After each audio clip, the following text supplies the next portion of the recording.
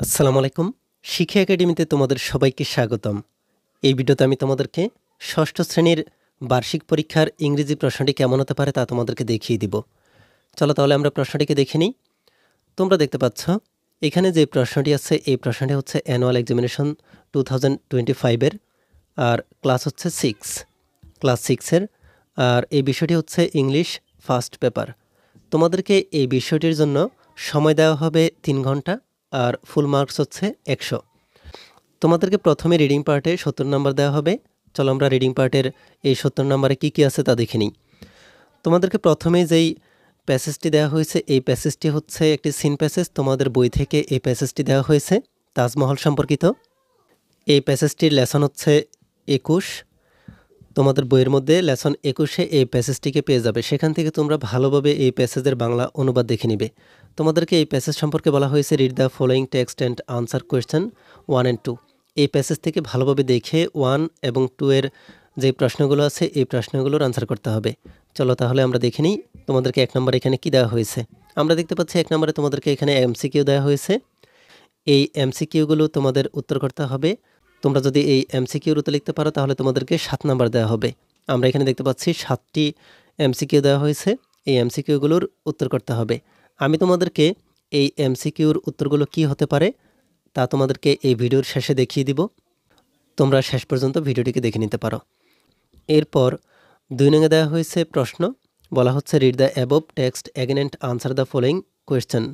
তোমাদেরকে উপরে তাজমহলের যেই প্যাসেজটি দেওয়া হয়েছে এই প্যাসেজ থেকে তোমাদেরকে 5টি প্রশ্নের উত্তর লিখতে হবে এ থেকে ই পর্যন্ত। এই 5টি প্রশ্নের উত্তর লিখতে পারলে তোমাদেরকে 10 নম্বর দেওয়া হবে। এরপর আমরা এখানে দেখতে পাচ্ছি পরবর্তী পৃষ্ঠায় আরও একটি প্যাসেজ দেওয়া হয়েছে।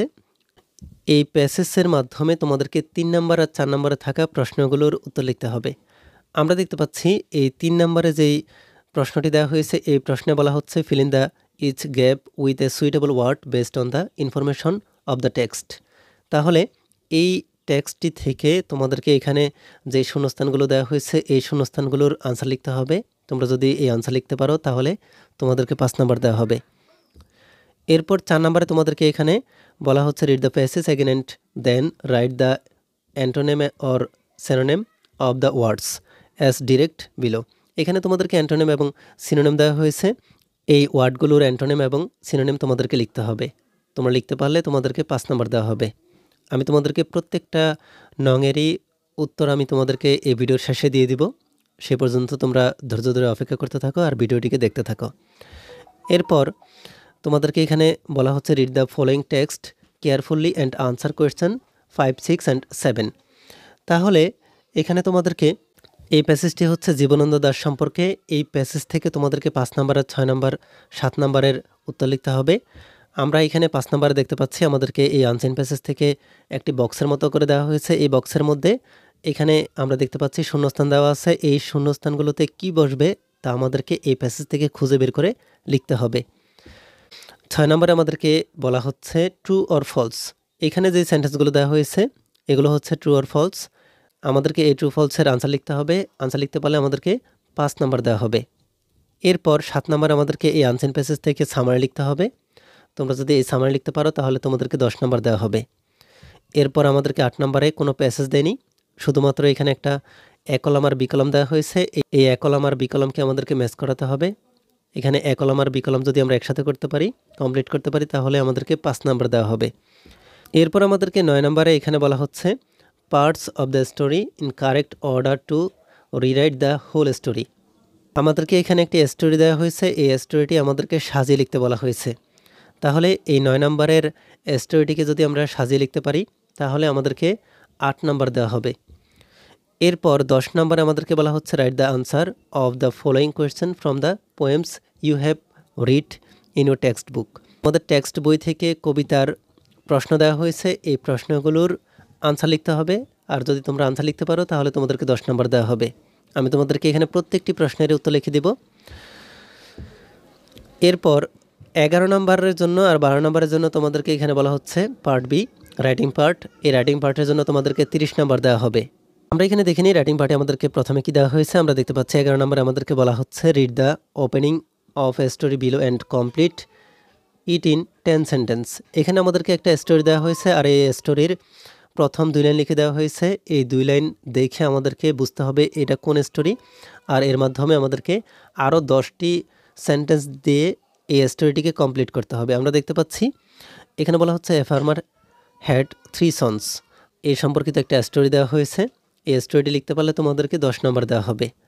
এরপর 12 নম্বরে তোমাদেরকে প্যারাগ্রাফ দেওয়া হয়েছে। আমরা দেখতে পাচ্ছি এই প্যারাগ্রাফটি হচ্ছে এ ভিলেজ মার্কেট। এই এ ভিলেজ মার্কেট এই প্যারাগ্রাফটি লিখতে পারলে তোমাদেরকে 10 নম্বর দেওয়া হবে। এরপর সর্বশেষে তোমাদেরকে 13 নম্বরে এখানে একটা ডায়লগ দেওয়া হয়েছে। ডায়লগটা হচ্ছে father and his son about early raising. Early raising সম্পর্কে তোমাদেরকে একটা ডায়লগ দেওয়া হয়েছে। এই ডায়লগটি তোমরা যদি লিখতে পারো তাহলে তোমাদেরকে 10 নম্বর দেওয়া হবে। তোমরা দেখতেই পাচ্ছ তোমাদের এই প্রশ্নটি কেমন হতে পারে।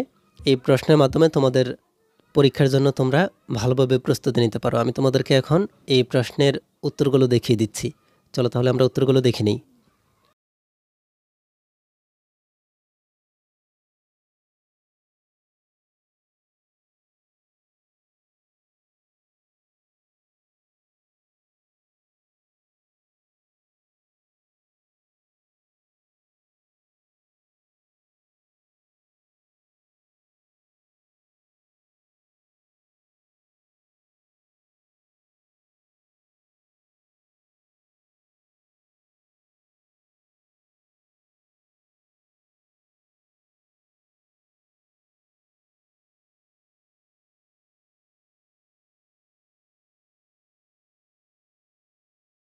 এই ভিডিওতে এই পর্যন্তই।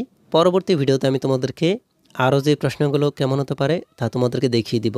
এই ভিডিওটি তোমাদের কাছে ভালো লেগে থাকলে ভিডিওটিতে লাইক ও শেয়ার করে দিতে পারো। আর পরবর্তী সকল ভিডিওগুলো পাওয়ার জন্য আমাদের এই চ্যানেলটিকে এখনই সাবস্ক্রাইব করে রাখো।